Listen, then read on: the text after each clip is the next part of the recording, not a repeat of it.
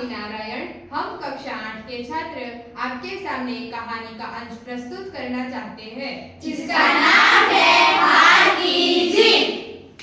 श्लोक बोल। माँ को अपने बेटे और किसान को अपने लहलहाते खेत को देखकर जो आनंद आता है, वही आनंद बाबा भारती को अपना घोड़ा देखकर आता था।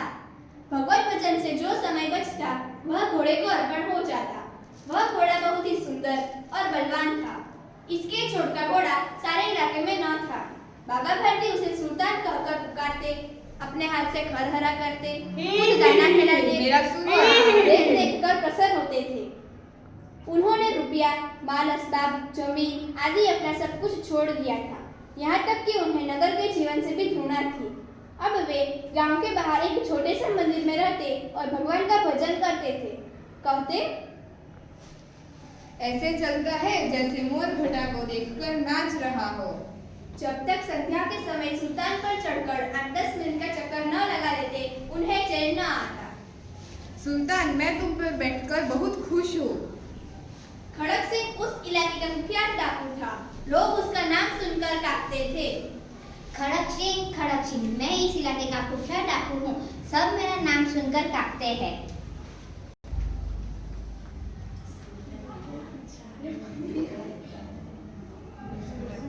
बाबा भारती वो तो मंदिर के पास रहते हैं, वो एक साधु है। उनका घोड़ा मुझे भी देखना है। मैंने भी बहुत प्रशंसा सुनी है।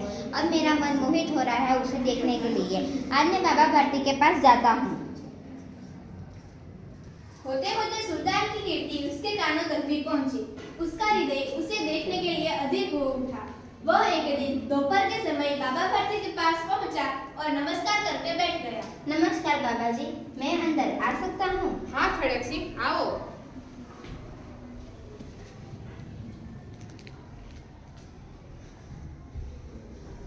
कहो खड़क सिंह, क्या हाल है? आपकी दया है। यहाँ कैसे आए? सुल्तान की चाह खींच लाए। विचित्र जानवर है, देखोगे तो प्रसन्न हो जाओगे। मैंने भी बहुत प्रशंसा सुनी है। उसकी चाल तुम्हारा मन मोह लेगी। कहते हैं देखने में भी बहुत सुंदर है। क्या कहना, जो उसे एक बार देख लेता है उसकी छवि उसके हृदय पर अंकित हो जाती है। बहुत दिनों से अभिलाषा थी, आज उपस्थित हो सका हूँ। चलो चलते हैं। ठीक है, चलो, मुझे भी सुल्तान को देखने की जल्दी है। देखो खड़क सिंह, ये है मेरा सुल्तान। बलवान है, ऐसा बाका घोड़ा मैंने कभी नहीं देखा। परंतु इसकी चाल न देखे तो क्या। चलो सुल्तान। वाह सुल्तान वाह, मैं तुम्हारी चाल पर मुग्ध हो गया। ऐसा घोड़ा मेरे पास भी होना चाहिए। बाबा भारती को इसका क्या काम है?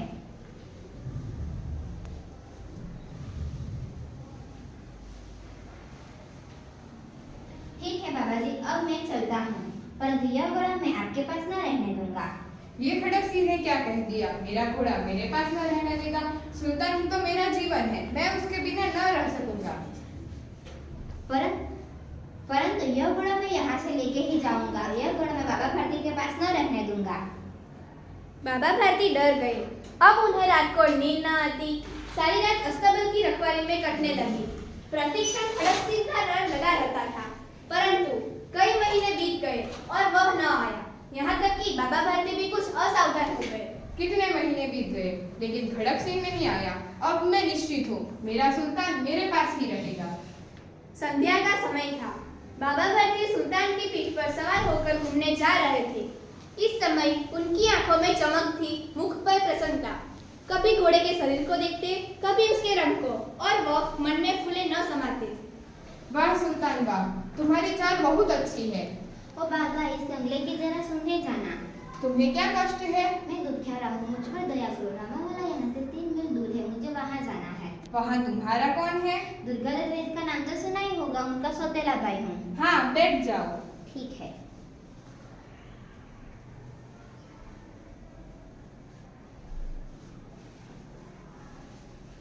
वाह बाबा जी, आपका घोड़ा तो बहुत अच्छा है। मेरा सुल्तान है ही ऐसा। सहसा उन्हें एक झटका सा लगा और लगाम हाथ से छूट गई।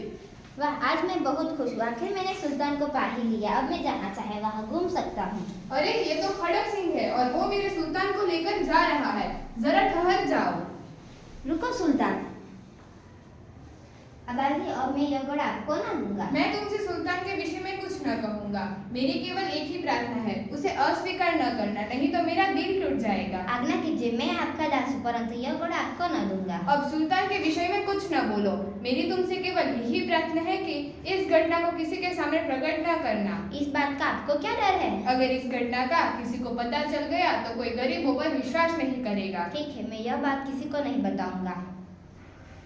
बाबा भारती चले गए, परंतु उनके शब्द खड़क सिंह के कानों में उसी प्रकार गूंज रहे थे। बाबा भारती कितने उच्च विचार के हैं, पवित्र भाव के हैं।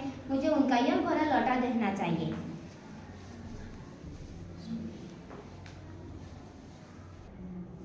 रात्रि के अंधकार में खड़क सिंह बाबा भारती के मंदिर में पहुंचा। चारों ओर सन्नाटा था। आकाश में तारा टिमटिमा रहे थे। थोड़ी दूर पर गांव के कुत्ते भौंक रहे थे। मंदिर के अंदर कोई शब्द सुनाई न देता था। खड़क सिंह सुल्तान की बात पकड़े हुए थे। वह धीरे धीरे अस्तबल के फाटक पर पहुंचा। फाटक खुला पड़ा था। किसी समय वहां बाबा भारती स्वयं लाठी लेकर पहरा देते थे, परंतु आज उन्हें किसी चोरी, किसी डाके का भय न था। खड़क सिंह ने आगे बढ़कर सुल्तान को उसके स्थान पर बांध दिया और बाहर निकल के सावधानी से फाटक को बंद कर दिया। मैं यह घोड़ा अस्तबल में बांध देता हूँ। वाकई मुझसे बहुत बड़ी गलती हो गई थी। मैंने बाबा भारती का घोड़ा मुझसे छीन लिया था। इसके लिए मैं भगवान से क्षमा चाहता हूँ। रात्रि का तीसरा पहर बीत चुका था। चौथा पहर आरंभ होते ही बाबा भारती ने अपनी कुटिया से बाहर निकल के ठंडे जल से स्नान किया। उसके पश्चात इस प्रकार जैसे कोई स्वप्न में चल रहे हो, उनके पांव अस्तबल की ओर बढ़े, परंतु फाटक पर पहुंचकर उनको अपनी भूल प्रतीत हुई। अरे ये मैं कहाँ जा रहा हूँ? अस्तबल में? लेकिन मेरा सुल्तान तो खड़क सिंह के पास है। अरे ये तो मेरे सुल्तान की आवाज है, लेकिन वो तो खड़क सिंह के पास है। चलो जाकर देखता हूँ। अरे ये तो मेरा सुल्तान ही है। लगता है खड़क सिंह इसे वापस बांध कर गया है। अब कोई गरीबों की सहायता से मुंह नहीं मोड़ेगा। इस कहानी से हमें यह बोध मिलता है कि हमें अपने से पहले दूसरों के बारे में सोचना चाहिए। धन्यवाद।